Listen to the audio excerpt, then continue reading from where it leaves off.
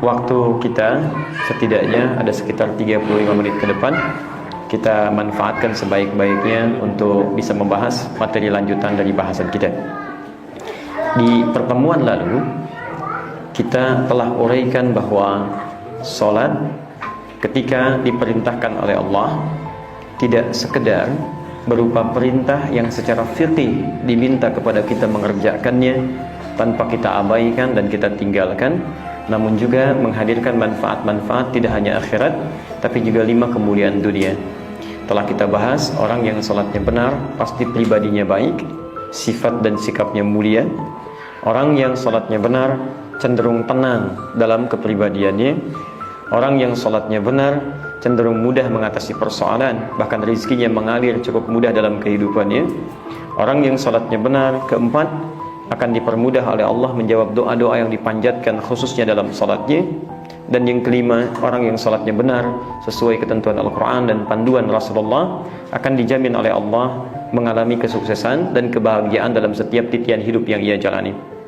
Baik jika seorang tidak mendapati satu di antara 5 ini saat ia menunaikan sholat, keseharian dia tunaikan dengan sempurna bahkan jumlah bilangannya, tapi tidak mendapati satu di antara 5 ini, maka kemungkinan terbesarnya ada satu di antara 3 hal terjadi pada dirinya.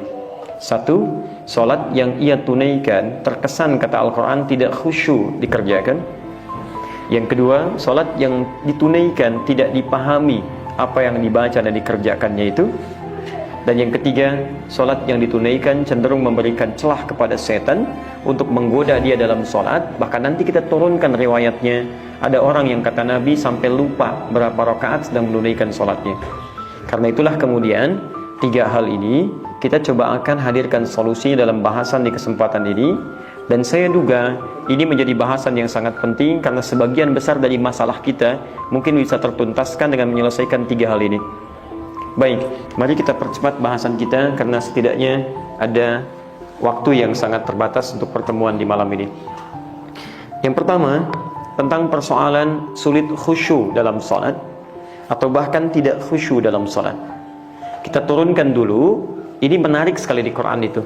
Saya sampaikan dalam tabligh akbar kemarin, setiap Al-Quran menghadirkan persoalan, itu selalu menyandingkan solusi.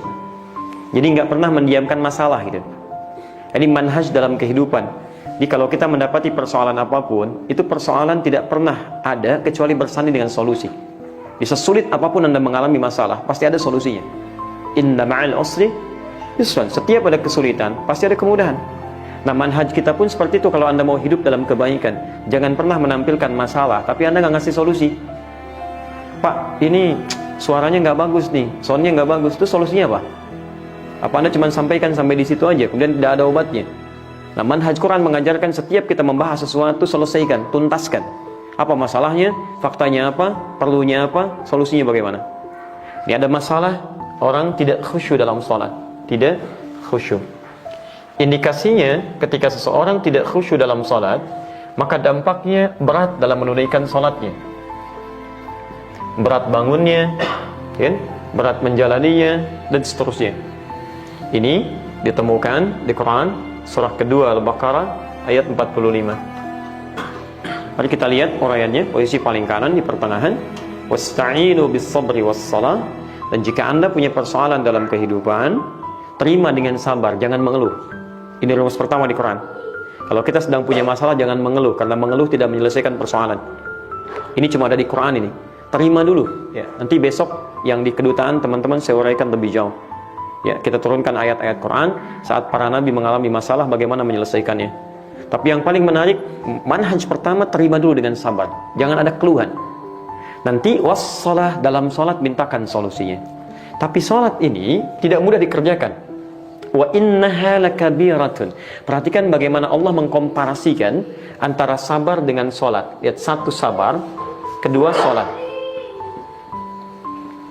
Saya ingin ajukan satu pertanyaan. Kalau sabar sulit tidak? Tidak mudah. Ya, sabar itu tidak mudah. Tapi ketika Quran menyandingkan dengan sholat, sabar dan sholat, itu ternyata kemudian sabarnya oleh Quran, perhatikan, ditutup, kemudian dinaikkan sholatnya, disebut lebih berat dibandingkan sabar. Lihat, pertama sabar disebutkan, salat disebutkan. Setelah itu wa innaha lakabiratun, dan salat itu lebih berat dibandingkan dengan sabar. Ha itu kata gantinya kembali ke salat. Muannas sifatnya. Kalimatnya ada ta'nya, di sini ada ta, di sini ada ta. Setiap ada ta disebut dengan muannas. Wa innaha, dan salat itu sungguh sangat berat, bahkan lebih berat dibandingkan dengan sabar. Ya, lakabiratun illa 'alal khashiin, kecuali bagi orang khusyuk. Pengertian terbaliknya artinya, orang yang khusyuk pasti akan ringan salatnya. Saat tidak khusyuk akan berat salatnya. Sekarang pertanyaannya, ya Allah, bagaimana supaya kami bisa khusyuk dalam salat sehingga ringan salat kami tunaikan dan mudah kemudian dibawa dalam kehidupan. Nah, ini yang coba kita selesaikan dalam pertemuan di malam ini. Baik, kita cepat turunkan solusinya ayat ke-46-nya. Teruskan ayatnya. Baik, kita turunkan. Nanti untuk khusyuk itu Anda nggak perlu pelatihan sebetulnya.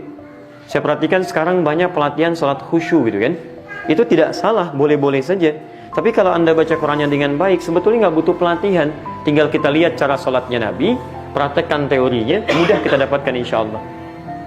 Teruskan, satu syaratnya, orang khusyuk itu, kata Al-Quran, satu, alladzina yadhunnuna annahum mulaqu rabbihim. Perhatikan, Quran tidak memberikan definisi, tapi menuangkan sifat, cara. Ya. Satu, yaitu orang yang saat akan sholat. Teman-teman fokus di sini, khusyuk ternyata kata Quran dimulai saat akan sholat.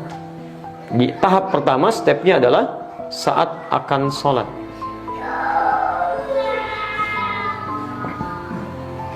Fokus. Jadi bukan dimulai saat sedang sholatnya, tapi justru dipersiapkan saat akan sholatnya. Yadhunnuna annahum mulaqu rabbihim. Dia betul-betul menyiapkan, saya ulang, dia betul-betul menyiapkan dirinya untuk berjumpa dengan Rabbnya. Khusyuk dimulai saat akan sholat, persiapannya dia menyiapkan diri untuk berjumpa dengan Rabbnya, menghadap kepada Allah. Lebih tepat menghadap kepada Allah. Dia yakin, dhanna di sini berarti yakin. Yakin betul sekarang saya akan menghadap pada Allah. Baik, sekarang perhatikan ya. Ini sindiran tajam dalam Al-Quran. Terlihat seperti biasa mengalir, tapi maknanya tajam sekali, dalam sekali. Baik, kita bandingkan di sini orang yang siap untuk bertemu atau menghadap kepada Allah dengan orang yang belum punya persiapan menghadap kepada Allah. Turunkan Quran surah ketiga, surah ke-7 dulu, surah ke-7 ayat 31. Selanjutnya kita turunkan 2 dulu, Quran surah ke-5 ayat yang ke-6. Sisi paling kiri sebelah atas. Baik, Anda besok akan menghadap pada pimpinan. Anda yakin pertemuannya berlangsung besok insya Allah. Saya mau tanya, kalau kita mau menghadap pimpinan kita besok, sekiranya betul jadwalnya kemudian tepat, sudah direncanakan, kira-kira persiapan kita, penampilan kita akan diperbaiki tidak? Penampilan terbaik ya. Oke, penampilan terbaik, pakaian yang paling bagus, kemudian sempurna sehingga terlihat nampak menyenangkan dipandang. Sekarang perhatikan sindiran halus dalam Quran, kalimatnya tapi tajam maknanya. Lihat kalimatnya. Ya bani Adam, Quran surah 7 ayat 31. Ya bani Adam, hei anak cucu Adam, khudhu zinatakum 'inda kulli masjid. Setiap ada panggilan dari masjid, panggilan dari masjid. Panggilan dari masjid apa? Adzan. Kalau adzan panggilan apa? Salat. Ketika disebutkan panggilan dari masjid, gak ada mana yang lain. Sahur, sahur, sahur. Enggak, itu cuma Ramadan. Baik ya. Yang paling penting ketika ada panggilan dari masjid secara fikih pasti salat, panggilan salat. Setiap ada panggilan dari masjid, khudhu zinatakum. Kalimatnya menggunakan zina bahkan. Bukan zina, tapi zina. Zina itu segala yang indah. Kenakan penampilan terbaikmu. Kayaknya indah. Terbaik. Masya Allah, ini tajam sekali loh. Anda ini bertemu manusia, penampilannya bagus banget gitu. Ya, yang Anda mungkin punya harapan, belum tentu dikabulkan. Proyek Anda belum tentu dikasih gitu kan. Anda menghadap, kemudian Anda mengharapkan sesuatu, belum tentu dikabulkan penampilan Anda begitu bagus. Sekarang kata Allah, Anda menghadap saya, yang tiap hari saya berikan kebutuhan, saya maafkan kalau salah, saya ampuni kalau dosa, punya segalanya saya cukupkan, sakit saya sembuhkan. Kenapa penampilan Anda begitu-gitu saja? Kenakan penampilan terbaik. Ini poin pertama gitu kan. Jadi ini sangat menarik dari Al-Quran. Ini bagian yang pertama. Ya, Anda dapat undangan dari manusia, penampilan luar biasa. Kenapa undangan saya, kata Allah, kemudian tidak direspon dengan hal yang terbaik? Dan tidak ada yang mengundang lebih hebat dibandingkan Allah. Ada nggak yang bikin undangan 5 kali dalam sehari? Silahkan cek. Satu orang undang antum 5 kali dalam sehari itu ada nggak? Nggak ada. Allah undang kita 5 kali dalam sehari. Itu luar biasa gitu kan? Dan tempatnya spesial, tempat menghadirkan ketenangan, nyaman, enak. Jadi ini poin pertamanya. Jadi barangkali sholat kita sulit mendapatkan kekhusyuan sehingga tidak terlalu nikmat menjalaninya karena persiapan kita kurang maksimal. Silahkan cek. Kalau nggak percaya silahkan ya. Antum kenakan pakaian terbaik ketika akan sholat. Laki-laki pakaikan wangian yang layak, kan? Pakai yang paling bagusnya. Masya Allah, demi Allah saya katakan akan ada perbedaan dalam suasana sholat kita. Saya suka malu ya. Kalau di Indonesia misalnya suka ngisi taklim di setelah hari Jumat tuh hari apa? Sabtu, kemudian hari Ahad ya. Hari Ahad itu Masya Allah, ini mohon maaf ya, ini kan keyakinan kita dalam Islam ya. Orang salah ibadah saja, orang mau musyrik aja, pakaiannya bagus-bagus. Hanum cek, orang mau musyrik, pakaiannya bagus-bagus. Ada yang pakai jas, pakai dasi, pakai batik gitu kan. Ya perempuannya pakai kebaya, anaknya diajak kayak pangdua, bawa mainan, bawa makanan dan sebagainya. Ya mau musyrik aja bahagia gitu kan. Kenapa kita yang sudah punya iman, kita akan kemudian menyembah kepada Allah, diberikan kenikmatan Islam, kenapa kita nggak bangga dengan keislaman kita? Ini poinnya. Ini bagian pertama. Jadi kalau kita bisa ya coba, ya besok misalnya perbaiki, kita subuh, nggak harus mewah, yang terbaik yang kita punya siapkan, itu akan ada dampak pada jiwa kita. Oke, ini satu. Yang kedua, satu ini. Kemudian Quran surah 5 ayat ke-6. Ya, seperti biasa kita ada undangan dari manusia, kemudian alhamdulillah diundang kawan, ada pesta dan sebagainya, atau undangan yang sangat penting, mandi dulu nggak? Mandi, masa Pak Aher mau datang undangan nggak pernah mandi, cuci muka juga nggak gitu kan? Ya belum tentu diterima, jangankan pimpinannya, muridnya aja nggak mau belajar. Baik, apa yang dilakukan? Maka yang terbaik dilakukan adalah Anda persiapan, cuci muka, Masya Allah, mandi dan sebagainya.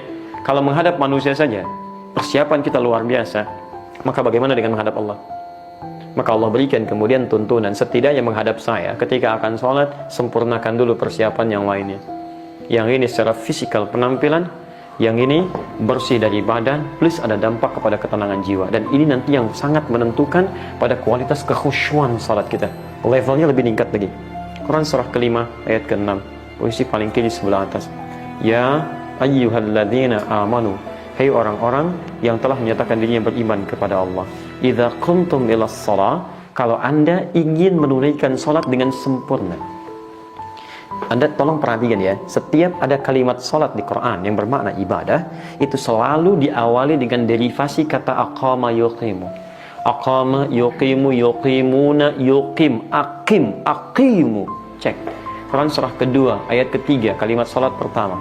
Alladzina yu'minuna bil ghaib wa yuqimunas shalah. 43, wa aqimus shalah. 45-nya dihilangkan akim karena ngikut kepada 43-nya. Makanya dimulai dengan wawunya ataf, ikut hukum sebelumnya. Wasta'inu bis sabri was shalah, ikut hukum sebelumnya. Ada aqim. Quran surah 17 ayat 78. Aqimis salata liduluqis syamsi. Quran surah 29 ayat ke-45. Watlu ma uhya ilaika minal kitab wa aqimis shalah. Aqim, qamah, iqamat itu menunjukkan sesuatu yang sempurna. Sempurna. Kalau Anda ingin sempurnakan salat, jadi sempurna salatnya, maka kata Quran ini mulai dengan wudu terlebih dahulu. Faghsilu wujuhakum. Saya agak rincikan yang ini teman-teman sekalian supaya kita bisa langsung belajar pada praktikalnya karena waktu kita terbatas. Lihat, ingin salat, berjumpa dengan manusia, penampilan terbaik. Berjumpa dengan Allah harus lebih baik. Berjumpa dengan manusia, kita bahkan mandi dulu. Ingin menghadap kepada Allah, namanya disebut dengan wudu.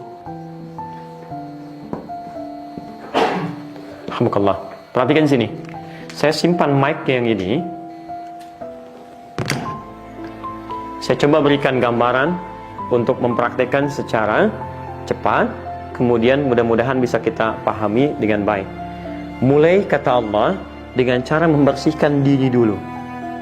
Ya, disebut dengan wudu. Secara bahasa, kalau kita ambil bahasa tekstual, wudu itu punya arti dari kata widha'ah, yang berarti nadhafah wal husnu, sesuatu yang bersih, wal husnu dan baik. Husnu itu dari kata hasan.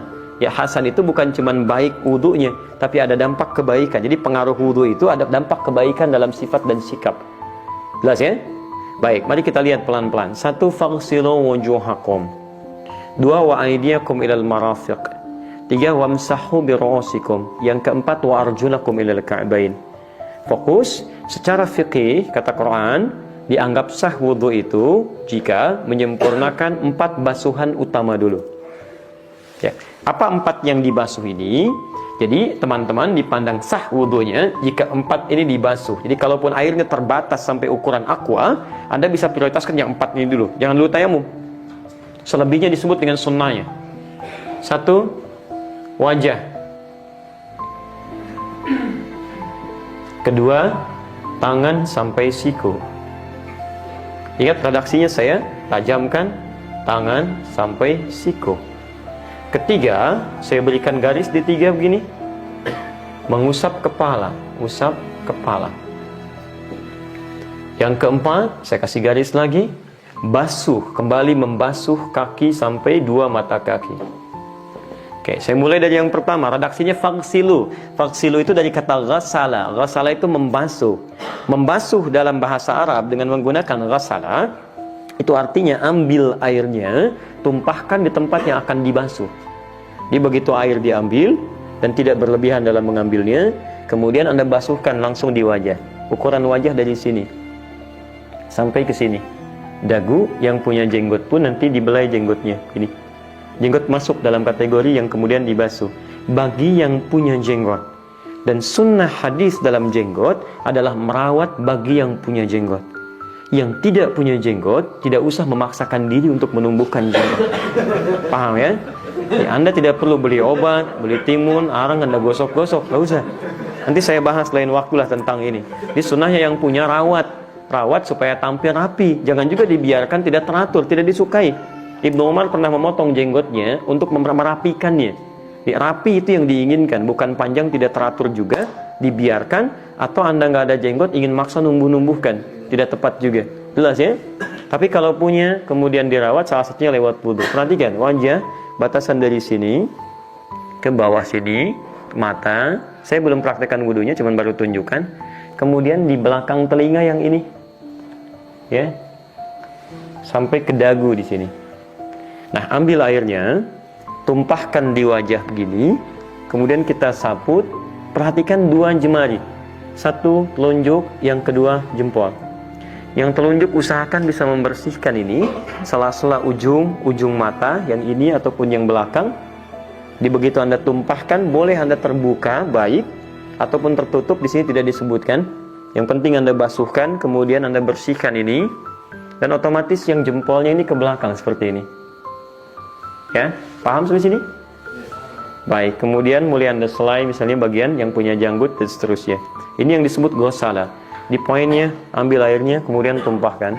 Basuh, ini ghassala. 2, teruskan dulu. Tangan sampai siku. Wa aydiyakum ilal marafiq. Penting diketahui, ketika Al-Quran dan hadis menyebut tangan, dalam konteks fikih itu selalu memberikan batas. Kalau disebut tangan, ini dari jari sampai ke sini, sendi dekat bahu, ini tangan, namanya yadun. Kalau cuma sampai sini, namanya rusulun. Kalau sampai sini, namanya mirfaq, jamannya marafiq. Perhatikan dalamnya bahasa Al-Quran dan hadis. Ketika wudu disebutkan tangan sampai siku. Ingat bahasanya ilal marafiq, sampai ke siku, bukan siku ke tangan. Jelas ya? Bukan siku ke sini, tapi tangan dari jari sampai ke siku. Jadi kalau Anda kemudian ingin berwudu, basuh, artinya ambil airnya, tumpahkan basuh sampai dengan ke siku. Balikan lagi. Ingat, bukan kerannya dibuka, sikunya dibeginikan.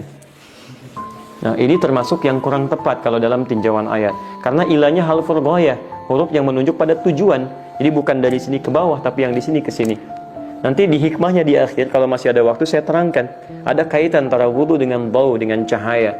Ya, jadi orang yang benar wudunya, ada cahaya kebaikan tampil dalam dirinya, termasuk di hadis disebutkan dia akan punya cahaya saat di akhirat nanti. Nanti saya turunkan dalil-dalilnya.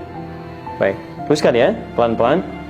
Lihat, nanti saya sampai ke titik paling hikmah yang paling dalam. Nanti ilmunya juga saya turunkan dari si bahasanya.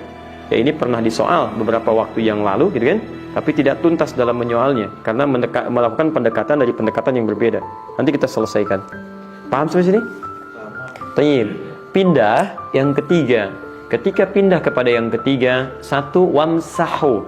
Redaksinya berubah dari ghasala jadi masaha. Masaha itu mengusap.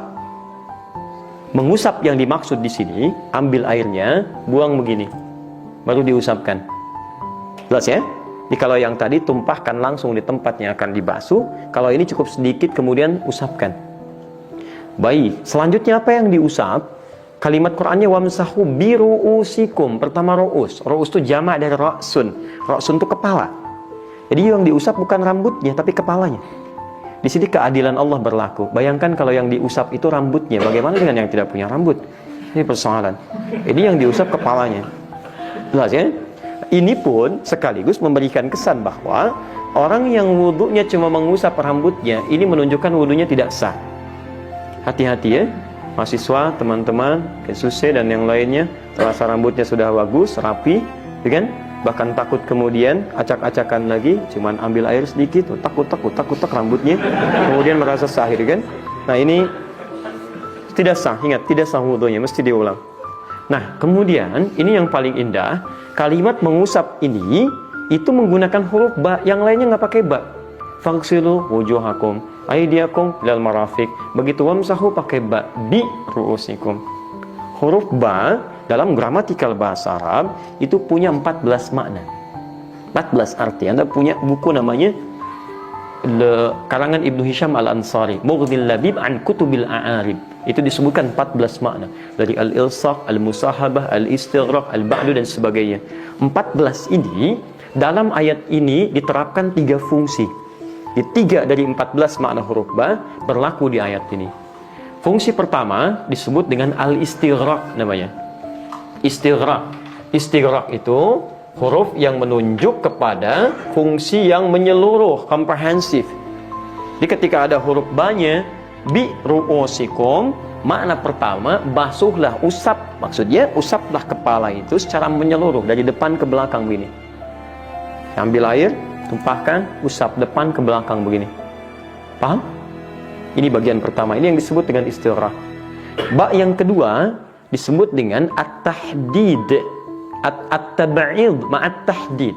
At-tab'id menunjuk pada sebagian, ma'at tahdid tapi ada batasnya. Maka secara singkat bisa Anda usap bagian kepala, batasnya ubun-ubun. Ya, ini saya sampaikan yang singkat-singkat saja di sini sampai ubun-ubun. Jadi sepanjang Anda usap sampai ke ubun-ubun sini, bernama dia kepala, sah hukumnya. Paham? Yang ketiga, at-tab'id min duni tahdid.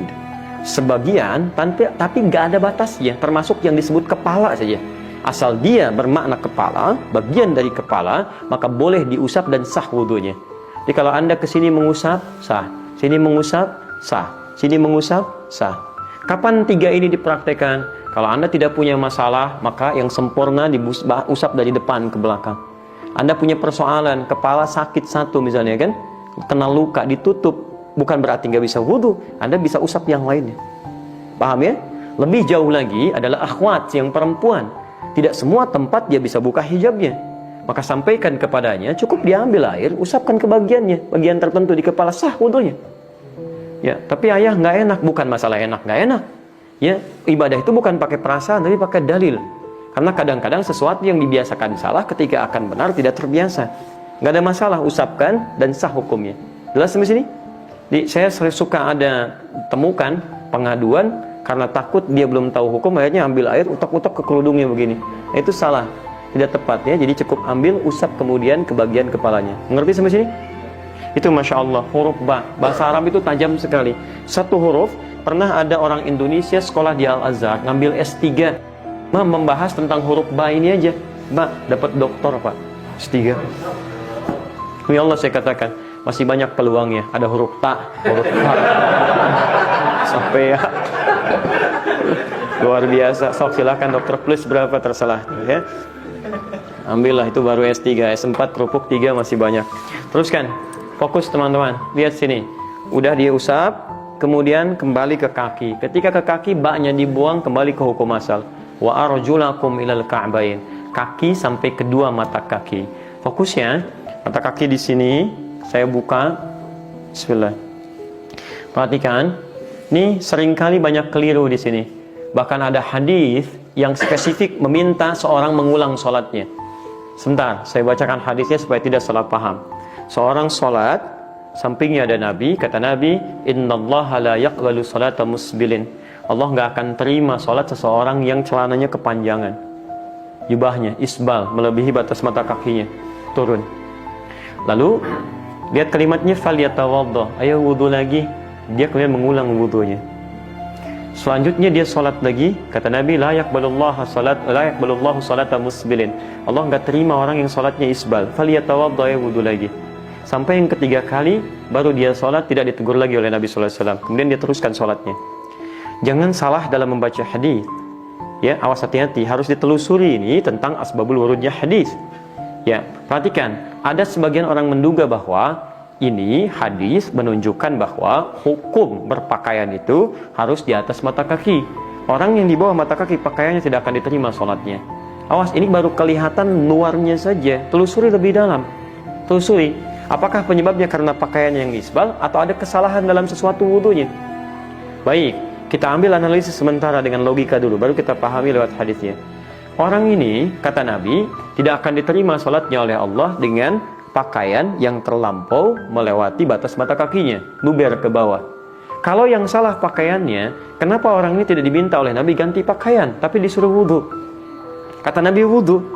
Dia yang kedua, begitu yang ketiga ternyata dia sholat dengan pakaian yang sama, Nabi nggak tegur lagi dan selesai sholatnya.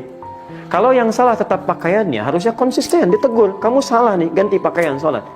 Ternyata ketika ditelusuri pada yang ketiga ini, dia baru sadar. Nabi begitu tajam merasakan tentang benar tidak ibadahnya ketika dia wudhu, karena terlampau lebar pakaiannya menutup sebagian kakinya. Ini tidak terbasuh dalam wudhunya. Maka dia menduga ini mungkin yang dimaksud oleh Nabi. Dia singkapkan ini, kemudian basuh seperti ini. Setelah sempurna, Nabi tidak tegur lagi. Jelas ya? Jadi nanti hadis tentang pakaian isbal itu banyak sekali hadisnya. Ada yang menunjukkan ketawaduan, ada yang menunjukkan kesesuaian dalam berpakaian, ada yang menunjukkan kehati-hatian dalam ibadah. Kita harus seimbang di sini ya. Antum nggak ada masalah kalau pengen misalnya celana di atas mata kaki, nggak ada masalah, silahkan. Ya sesuaikan, nggak ada persoalan. Disebut tidak isbal, tapi juga jangan kemudian, maaf, celananya tidak isbal, tapi mulutnya pada isbal. Ya ini celah ini, celah itu dan sebagainya. Ya itu tidak tepat dalam konteks ini. Ya kita harus nanti gali lagi lebih dalam. Cara membasuhnya bagaimana? 3 basuhan. 3 basuhan itu bukan harus 3. 3 itu batas maksimal untuk menyempurnakan. Kalau 1 sudah baik cukup. Nah, bagian kaki bagi 3. 1, Anda sela-sela dulu ini. Ini ya. Fokus. Pakai jari kelingking ya. Sunahnya pakai jari kelingking. Ustadz kenapa nggak pakai jempol? Kegedean. Udah, gampang. Biar nggak banyak diskusi ya. Jadi ini sudah. Kemudian ambil bagian kedua, sapu bagian belakang, baru yang ketiga meratakan keseluruhannya. Hati-hati kotoran di dekat jempol ini. Ya, paham sampai sini? Saya turunkan ya, jelas ya? Baik. Kalau dianggap cukup, kemudian sempurnakan kanan kiri sampai selesai. Ini yang wajib.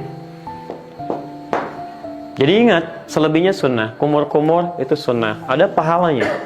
Istinsyak, menghisap air ke hidung, menghirup dan dikeluarkan lagi, itu sunnah. Telinga itu sunnah. Jadi kalau air Anda misal yang Anda miliki cukup dengan 4 ini, jangan dulu tayamum. Anda maksimalkan yang 4 ini.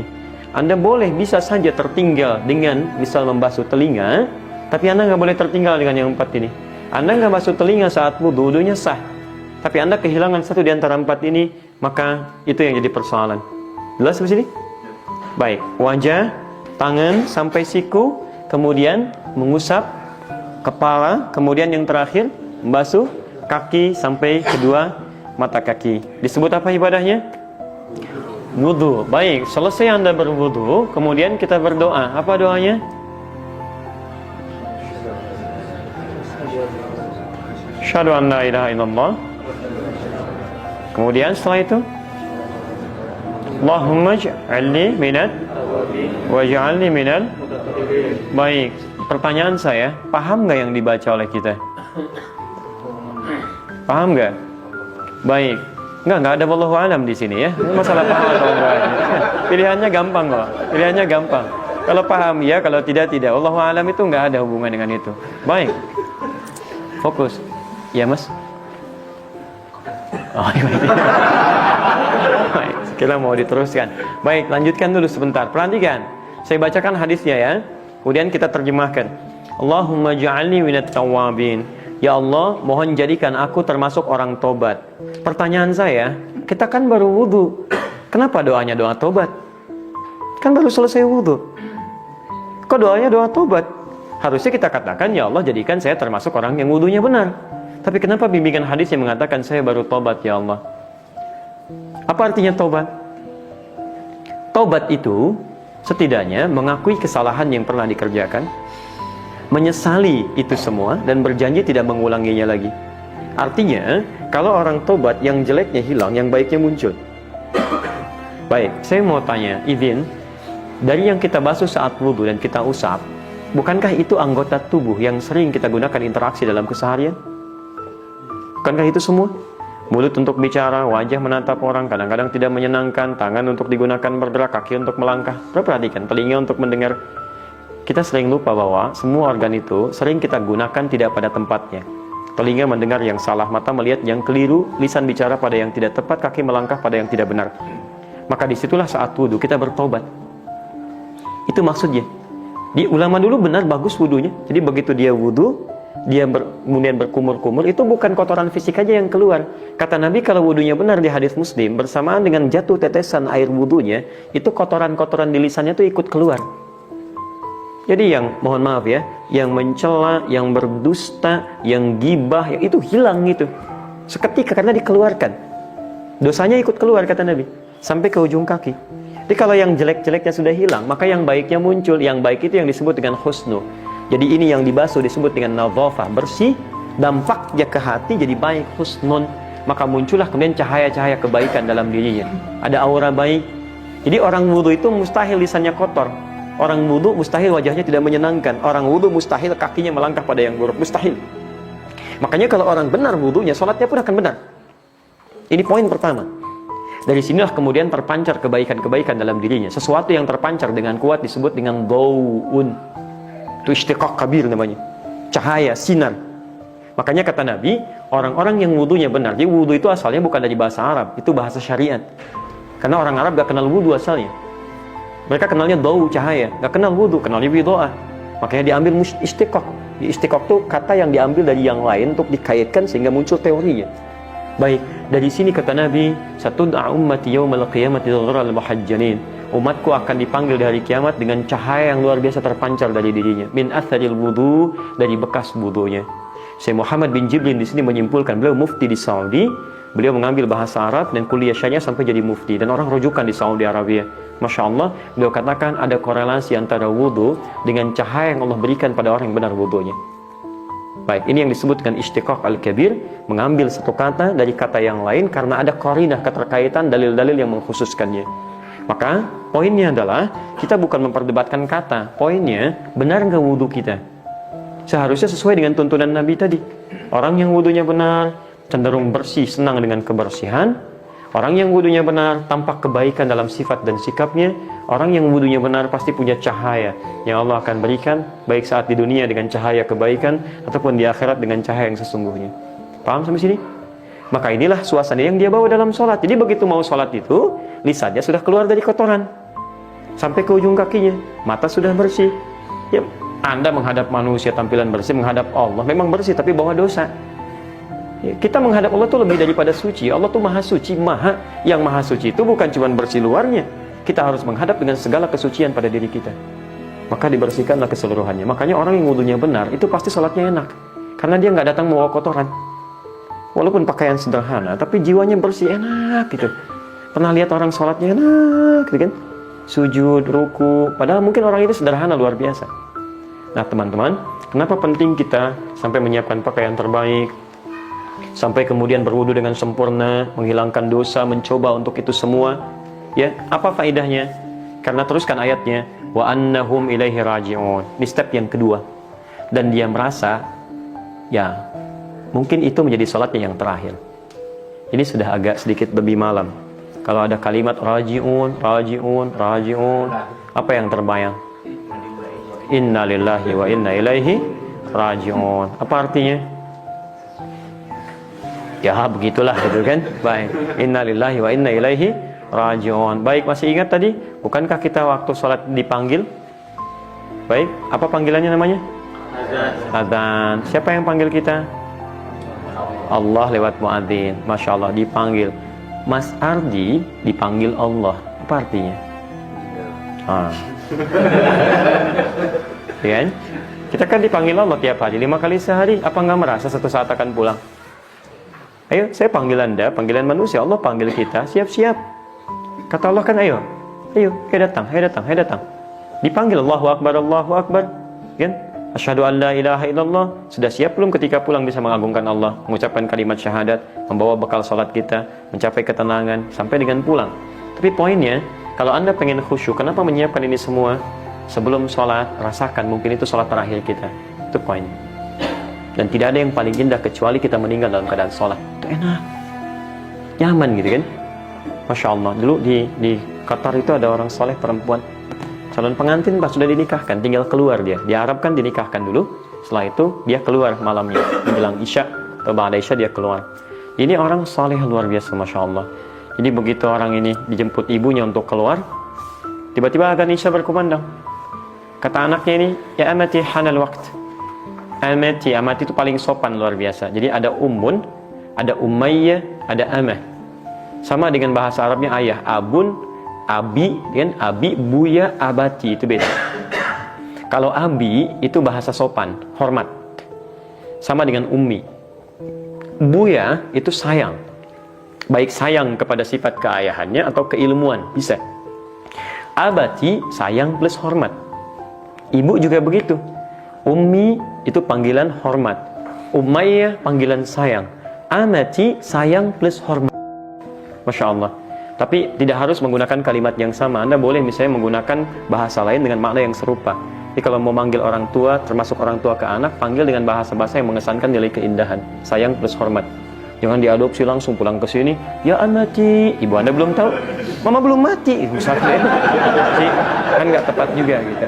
Baik, saya teruskan dulu sebentar. Jadi ini anak manggil ibunya dengan panggilan sayang dan hormat. Nanda hormat betul pada mama. Dengan sayang Nanda pada mama, mohon hanal waqt, panggilan Allah sudah tiba. Minta izin sholat dulu.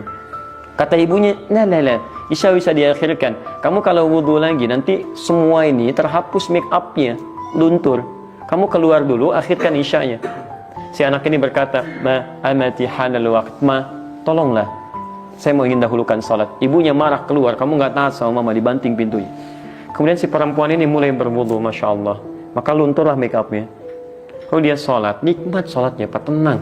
Dengan pakaian indahnya, wudhu dengan baik. Rukunya tuh tumakninah luar biasa. Begitu sujud tuh enak. Saking tenangnya, gak bangun lagi. Dalam sujudnya dia meninggal hadap Allah Subhanahu wa ta'ala. Manusia menginginkan dia jadi pengantin dunia, Allah menginginkan dia jadi bidadari akhirat. Manusia menginginkan pakai make up dunia, kata Allah gak berlaku di akhirat. Gunakan make up akhirat, wudhu. Meninggal dalam keadaan tenang. Dalam sholatnya, dia jadikan seakan-akan sholat yang terakhir dalam dirinya. Itu maksudnya. Jadi kalau Anda sudah punya posisi demikian, begitu mau sholat, mungkin ini sholat terakhir saya tidak tahu kapan akan pulang. Itu enak begitu sujud. Antum mau meninggal dalam keadaan sholat, sujud besok subuh ya, insyaallah. Nah, jadi cobalah gitu ya. Agak konsisten.